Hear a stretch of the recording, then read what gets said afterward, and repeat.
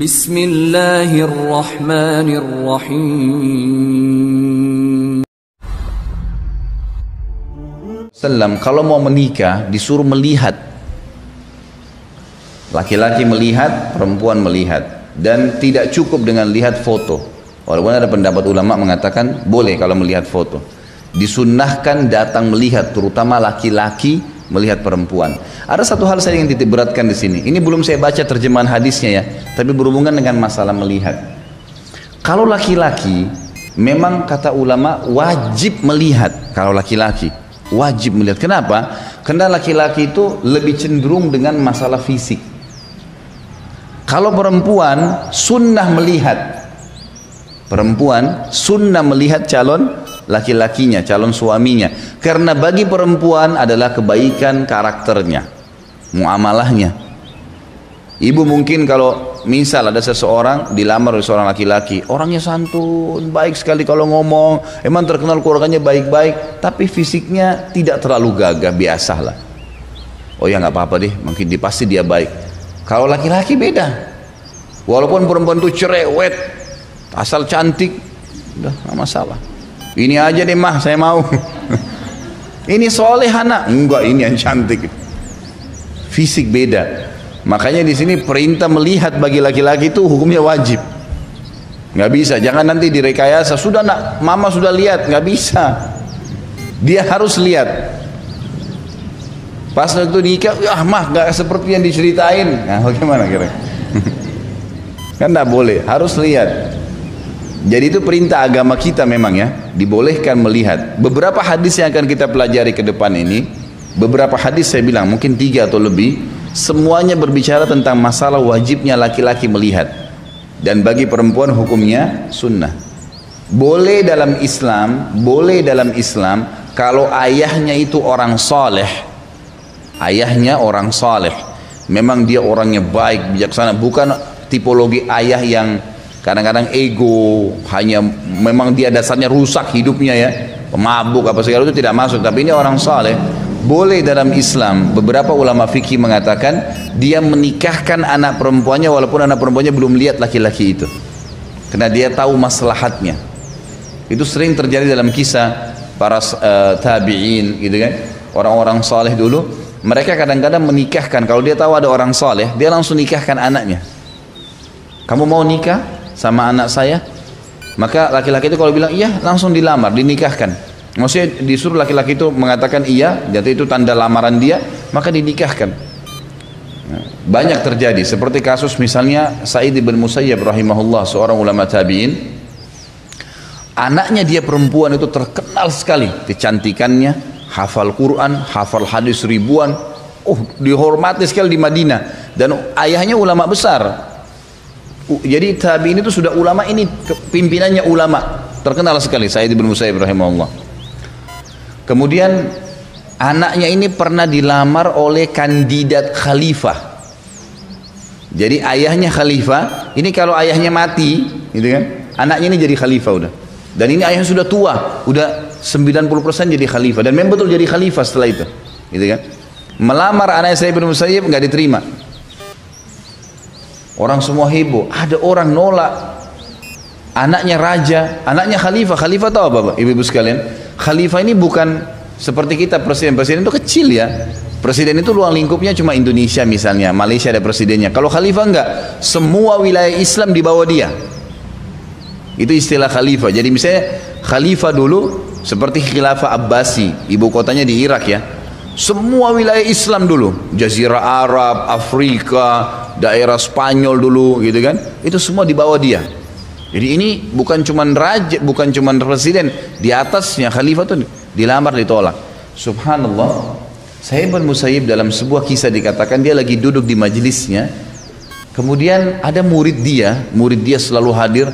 Anak ini selalu bertanya, rajin, saleh orangnya gitu kan. Satu waktu anak ini sudah 2 minggu gak hadir pengajian. Bertepatan lamarannya khalifah itu untuk anaknya datang. Pas datang ke taklim, kata saya, kamu dari mana? Selama 2 minggu, dia tahu nih muridnya yang sering hadir gitu. Dia bilang, Syekh, istri saya baru meninggal. 2 minggu lalu tuh meninggal, kemudian saya masih terpukul dengan keadaan itu, maka saya belum bisa hadir di majelis ilmu. Saya sempat urus jenazahnya, terus terima orang-orang yang bertakziah, ya saya menyelesaikan utang-utang yang ada, wasiat, masih ada yang saya kerjakan. Jadi insya Allah mulai hari ini saya sudah bisa aktif lagi. Kata syekhnya, kenapa? Kata saya, kenapa kok nggak cerita sama saya? Mungkin saya bisa bertakziah juga. Dia bilang, Syekh, saya nggak mau sibukkan anda seorang alim yang mungkin sibuk dengan ilmu. Untuk apa sibuk dengan keadaan saya yang, maksudnya saya orang biasa lah gitu kan. Kata syekhnya, saya bilang, apa kau mau menikah dengan anak saya? Dia tahu ini muridnya dia baru meninggal istrinya gitu kan. Apa kau mau nikah dengan anak saya? Kata dia, Syekh, apakah anda tidak salah memilih saya? Saya sekarang seorang duda, baru istri saya meninggal gitu kan. Saya orang miskin, nggak punya apa-apa. Memang dia belum punya anak dari istrinya meninggal, tapi saya tidak punya apa-apa. Saya hanya seorang penuntut ilmu yang hidup seperti anda tahu.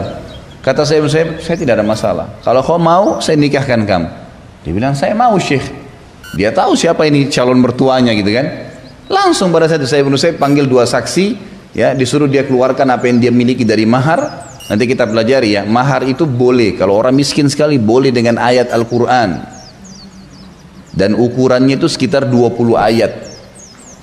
Nanti diajarin ke istrinya kalau orang miskin.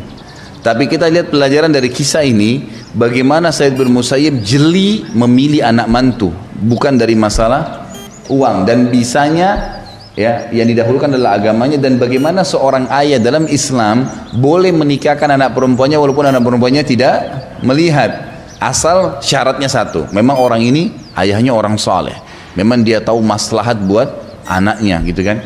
Maka yang terjadi, keluarkanlah apa yang dia milikin dari mahar, beberapa dirham, lalu dinikahkan oleh saya nikahkan kamu dengan anak saya si fulana gitu kan, dengan mas kawin yang sudah disebutkan. Lalu dia bilang, saya terima nikahnya, selesai. Orang ini muridnya cerita, dia bilang, saya ini nggak percaya saya nikah. Kata saya, menurut saya, baiklah, sebentar nanti saya akan menyampaikan kepada istrimu di rumah. Dia pulanglah, disampaikan kepada istrinya, dan dia bilang kepada anaknya, nak, ayah sudah menikahkan kamu sama murid ayah si fulan, dan kamu sudah jadi istrinya. Anaknya karena juga penuntut ilmu, faham agama, dia tahu ayahnya nggak mungkin pilih salah. Dia bilang, baik ayah, sudah. Kata si anak mantunya ini, saya lagi duduk waktu itu lagi puasa sunnah dia. Dia bilang, saya lagi puasa Kamis, terus mau buka puasa. Begitu azan buka puasa, saya mengambil beberapa kurma yang saya miliki dengan segelas air. Dagi azan tuh lagi buka puasa, tiba-tiba ada yang ketuk pintu. Dia bilang, saya tanya siapa? Maghrib nih, kok ada yang ketuk pintu? Lalu yang di depan pintu bilang, saya Said. Kata yang cerita ini anak mantunya ini, yang muridnya ini bilang, terlintas semua Said teman saya kecuali Sa'id bin Musayyib, kecuali mertua saya. Saya tidak sangka kalau dia datang, belum pernah. Karena Sa'id bin Musayyib ini selama 40 tahun dalam kisahnya yang dikatakan tidak pernah terlihat kecuali dari rumahnya ke masjid. Tidak pernah ke pasar, tidak pernah kemana-mana. Pokoknya 40 tahun itu rumah masjid, ngajar, sholat, gitu aja, pulang ke masjid, terkenal sekali. Jadi nggak pernah khusus datang ke rumahnya orang, apa itu nggak pernah. Jadi dia bilang terlintas semua nama Said kecuali guru saya nih. Terus saya buka pintu, saya kaget, ternyata guru saya. Lalu saya mengatakan, Syekh, wahai guruku, kenapa anda yang datang, mesti saya yang datang? Dia bilang, saya tidak mau kau tidur malam ini sendirian. Ini istrimu saya bawa, silakan masuk anakku. Dibawa ya anak perempuannya. Ini kisah nyata. Anak perempuannya masuk, patuh, masuk ke dalam. Kata si suami ini, terus saya bilang, ini sedikit uang, saya titipkan buat kamu. Lalu dia pergi ke masjid, sholat. Kata si anak mantunya ini, saya benar-benar nggak tahu mau buat apa. Ini anak belum pernah ngomong, belum pernah ketemu. Di bawah sudah jadi istrinya. Dia bilang, saya coba masuk membersihkan, berantakan nih. Lagi buka puasa, roti buka sobekan, kurma bekas digigit. Ini orang menikah gitu, keadaannya gini, rumahnya berantakan, dia sendirian. Maka dia pulang, saya rapikan secepat mungkin, lalu saya pamit ke masjid. Dia sholat, balik. Lalu dia bilang, pada saat saya balik, saya nggak ke rumah saya, nggak tahu mau bilang apa. Dia bilang, saya datangin ibu saya, terus saya ceritain kepada keluarga saya. Keluarga saya awalnya bilang apa? Kamu gila apa? Apa kamu mau dinikahin sama Sa'id bin Musayyib yang nolak lamarannya khalifah? Kamu siapa mau dinikahin? Dia bilang, demi Allah ada di rumah anaknya sekarang. Anaknya sekarang ada di rumah, sudah jadi istri saya, dinikahkan tadi di masjid. Ibunya bilang, baik kalau gitu, saya lihat. Dilihat ternyata betul. Kata ibunya, kalau gitu kau tidak boleh menyentuhnya sampai saya sudah mempersiapkan dia seperti layaknya wanita. Kata anaknya, silahkan. Akhirnya ibunya bawa ke rumahnya, seperti umumnya orang didandanin dulu segala. Ini kan langsung di store saja gitu sama ayahnya gitu. Dia bilang setelah selesai didandani sama ibunya segala, pada saat dia membuka cadarnya datang ke dekat saya, dia bilang, saya kaget seperti Allah memberikan kepada saya sebuah bintang gitu kan. Wanita ini sangat cantik luar biasa, hafal Al-Quran, ribuan hadis dihafal, wajar khalifah melamar dia. Allah memberikan saya karunia sementara saya sudah duda. Bilang setelah beberapa hari berjalan kehidupan kami, Said Musaib datang lagi kemudian membawakan untuk kami beberapa kebutuhan uang, lalu kemudian saya hidup bersamanya gitu. Jadi ini saya bukan sedang mendatangkan kisah khusus sebenarnya masalah ini ya, tapi ada poin. Said Musaib ini adalah ulamanya tabi'in dan beliau mengerjakan ini karena berhubungan dengan hukum syar'i. Dan hampir semua mazhab sepakat kalau wanita sunnah boleh dia melihat, tapi kalau sampai ayahnya melakukan ini bukan perbuatan yang salah, tapi syaratnya memang ayahnya orang saleh, memang dia tahu maslahatnya. Itu ada beberapa kisah berhubungan dengan masalah ini. Tapi kalau laki-laki wajib lihat, wajib melihat, gitu kan?